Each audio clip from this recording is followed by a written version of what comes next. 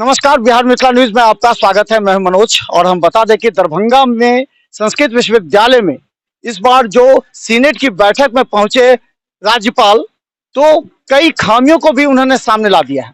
सबसे बड़ी बात उन्होंने कहा कि टीचर का यहाँ पर जो है सो बायोमेट्रिक अटेंडेंस बने, छात्रों की संख्या को बढ़ाए, छात्रों की उपस्थिति सुनिश्चित करें।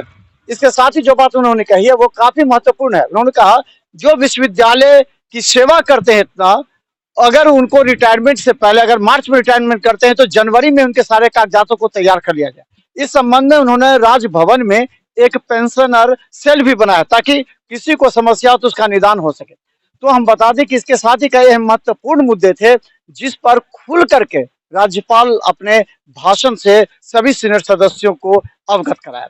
हालांकि ये घाटे का बजट रहा, लेकिन फिर भी इसमें कई तरह की खामियों अपने विचारों से व्यक्त करते हुए उन्होंने कहा कि किसी भी तरह झारखंड और बिहार का एकमात्र संस्कृत कॉलेज है, इस कॉलेज को और बढ़ाना चाहिए, इसको और मदद करना चाहिए और इसके लिए जो भी हो बेहतर सुविधा वो करना चाहिए। करने वाले हम सभी इकट्ठा बैठेंगे, एकत्र आएंगे, विचार करेंगे, मंथन करेंगे। इस विश्वविद्यालय में क्या क्या करने की आवश्यकता है इस पर हम मनन करेंगे। इसमें अध्यापक जुटेंगे, इसमें प्रशासनिक कार्यालय के अधिकारी भी जुटेंगे और हम सबको मिलकर कुछ करने की आवश्यकता है कि इसका अनुभव करके आगे जाएंगे। यह हमारे कर्तव्य है, यह हमारी जिम्मेदारी है। मुझे लगता है इस दिशा में हम सब विचार करने के लिए बैठे हैं। बजट पास होगा, उसके आंकड़े वगैरह उसमें मुझे ज़्यादा रुचि नहीं है, मुझे समझ में भी नहीं आता आंकड़े क्या होते हैं और कैसे ऊपर नीचे क्या किया है, वित्त व्यवस्था किसकी है, क्या है वगैरह।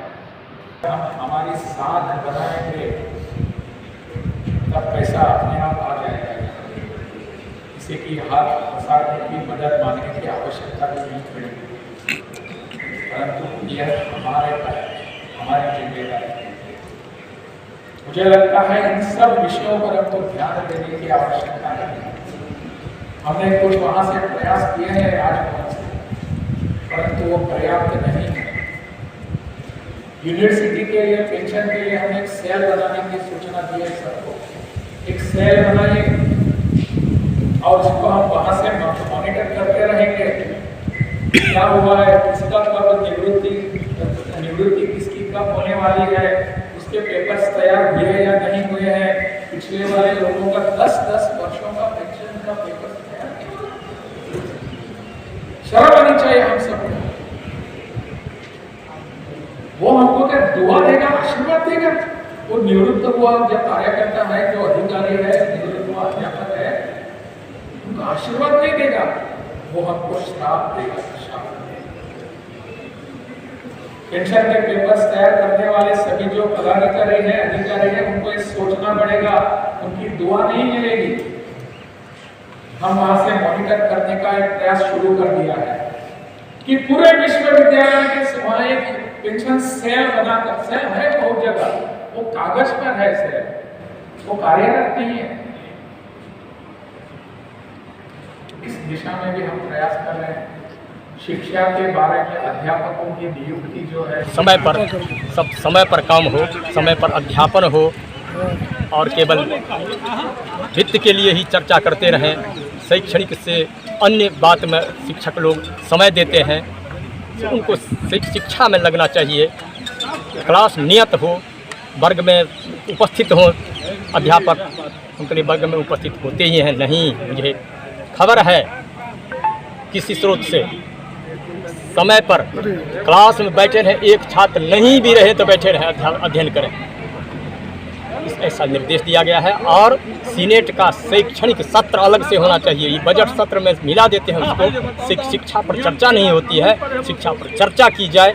इसके लिए फिर से सीनेट 2 बार सीनेट साल में अवश्य होना चाहिए। इसका सभी सदन के सदस्यों ने अनुमोदन किया और होना भी चाहिए। छात्रों की बायोमेट्रिक, छात्रों का रुझान जरूर, ये पहले परीक्षा को नियमित करना सबसे पहला काम है। और नामांकन जो समय पर हो और नामांकन के लिए सभी प्राचार्यों को निर्देश दिया जाए और सभी शिक्षक इस पर तत्पर हों कि विद्यार्थी आए, हम उसे सुविधा दें। और देखिए, संस्कृत विश्वविद्यालय के इतिहास में जब पहुंचे थे राज्यपाल, ये पहली बार ऐसा हुआ कि सीनेट में बैठे हैं। लेकिन इसी बैठक में कई ऐसे मामले हैं जिनका खुलासा भी हुआ है, जिन पर कार्य भी हुआ है, जिन पर उन्होंने राय भी दी है और जब कमियों को भी दूर करने का प्रयास किया। हम बता दें कि हमारे साथ स्टेट बार काउंसिल के मेंबर हैं प्रेम कुमार झा जी। देखिए, कई सवाल आपने इस सीनेट के बैठक को, राज्यपाल के भाषण को किस रूप में लिया? देखिए, हम ही नहीं, जितने सीनेटर थे, respective of the political party हो, जो भी हो, जिनको संस्कृत शिक्षा से जिनको लगाव है, जो विद्वान सीनेटर हैं, वो सब के सब जो है सो अभिभूत थे उनके राज्यपाल के अभिभाषण से। और उन्होंने जो हम लोग मन में सोच के आए थे, जो ये मुद्दा उठाएंगे, जैसे कि विद्यार्थियों की संख्या कैसे बढ़े स्कूलों में, कॉलेजों में, वहाँ नियमित पढ़ाई हो, इंफ्रास्ट्रक्चर बढ़िया से बने और वहाँ रिक्त पद है उसको भरा जाए, और जो रिटायर करते हैं उनको रिटायरमेंट बेनिफिट कैसे मिले, प्रमोशन कैसे टाइम पर मिले, पे स्किल जो है सो टाइम पर बढ़ते रहे, गवर्नमेंट का जो गाइडलाइन है उसके मुताबिक, और सबको सैलरी मिलता रहे, और बायोमेट्रिक से अटेंडेंस हो सब जगह। ये तमाम मुद्दा को समेटते हुए इसके आगे भी बहुत सी बातें उन्होंने कहा। यहाँ भी एक लॉ कॉलेज है, हम आते हैं उस पर भी आते हैं। तो हम लोगों को मन गदगद हुआ। हमने उनको कहा, जो आपका ये अक्षरशः जो आप अभिभाषण हुआ हम लोग संतुष्ट करते हैं, और निवेदन यही है कि आपका जो आज सदन में जो आप उद्घोषण हुआ उसको अक्षरशः लागू कैसे होगा, इसलिए हम आपसे आग्रह करेंगे हर बैठक में आप अध्यक्षता करें, और हम लोग कितना आपका कहा हुआ बातों को लागू हुआ, कितना बकाया हुआ, इससे हम लोगों को भी जानकारी मिलेगी, तो हम पब्लिक को बताएंगे, और हम लोग भी अपने मन से जितना होगा हम लोग करेंगे। इस संस्कृत शिक्षा के लिए देव भाषा है, इसकी शिक्षा के लिए ये झारखंड और बिहार का एकमात्र यूनिवर्सिटी है।